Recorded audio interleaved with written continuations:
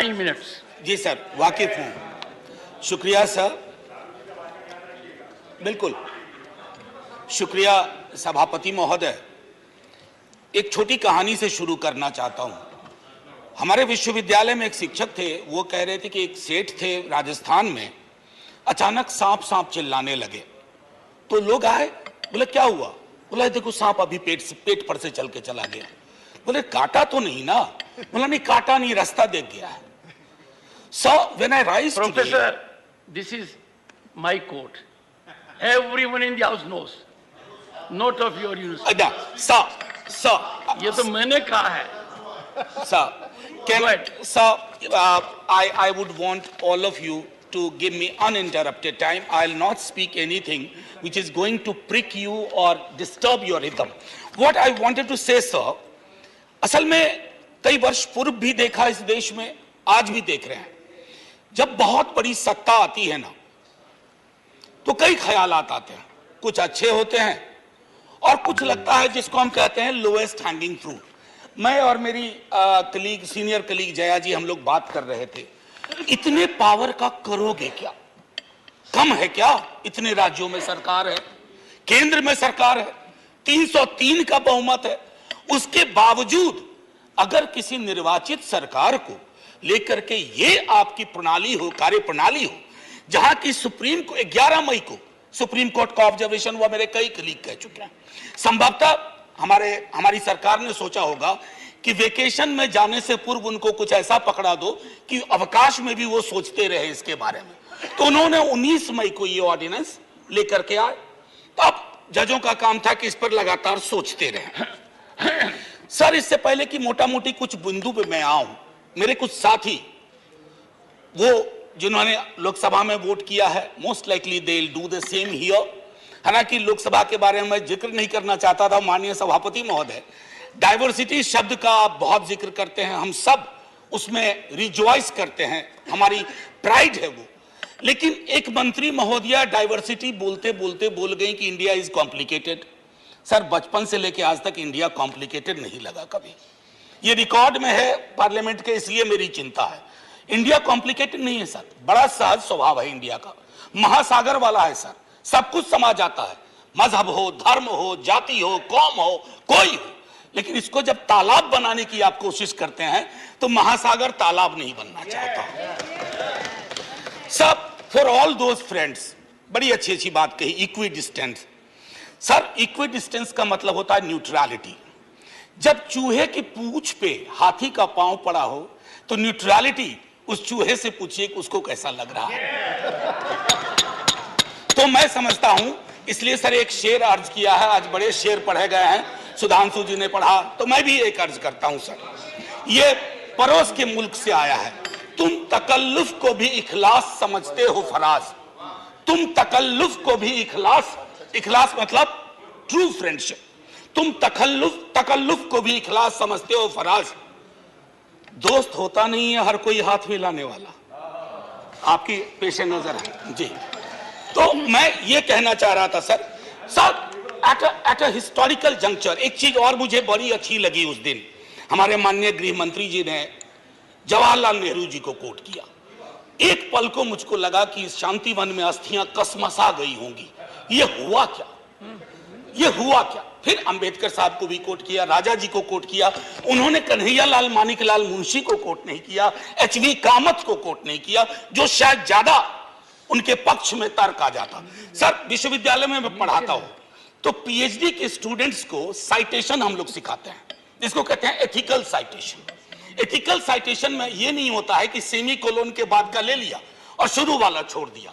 उदाहरण के लिए कहता हूं कि आज तक इस दुनिया में सबको लगता है इस देश में कि मार्क्स ने कहा था कि धर्म अफीम है, religion is the opium for masses.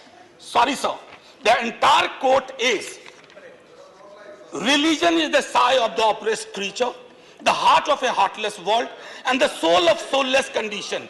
It is the opium of people. Sir, अब इसमें क्या किया हमने? सिर्फ ओपियम वाला लाइन निकाल लिया और मार्क्स को कह दिया कि धर्म विरोधी था। सर, मैं इसलिए कहता हूं साइटेशन बहुत इंपॉर्टेंट चीज है। बहरहाल जवाहरलाल जी की अस्थियों को मजा आया होगा, जहां तक मुझको लगता है शांतिवन में। सर, ये मूलतः, मैं इसलिए नहीं कहता कि मैं बीजेपी के कार्यप्रणाली का विरोधी हूं सर, वो एक पॉलिटिकल रियलिटी है, हम भी एक पॉलिटिकल रियलिटी हैं।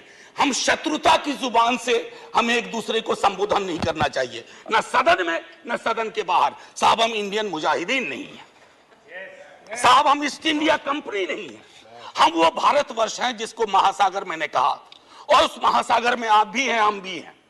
हम और आप एक दूसरे की कीमत पर नहीं है। तो सर मैं ये कहना चाहता था कि ये प्रतिगामी बिल है सर, आपको घंटी नहीं बजाना पड़ेगा, मैं प्रॉमिस करता हूं, पक्का उसी में खत्म कर दूंगा।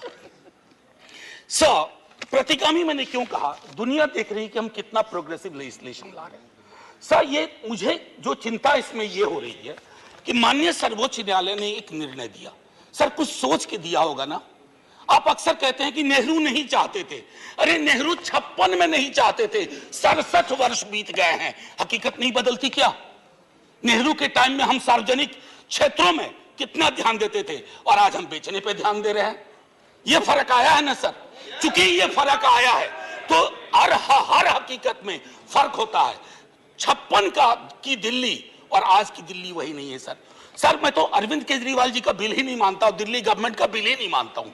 मैं तो ये मानता हूं कि सर अगर ये प्रयोग सफल हुआ, अगर सांप ने रास्ता देख लिया, तो कल को उन पर भी गाज गिरेगी जो आज न्यूट्रलिटी और इक्विडिस्टेंट के नाम पर न जाने क्या क्या सोच रहे हैं सर।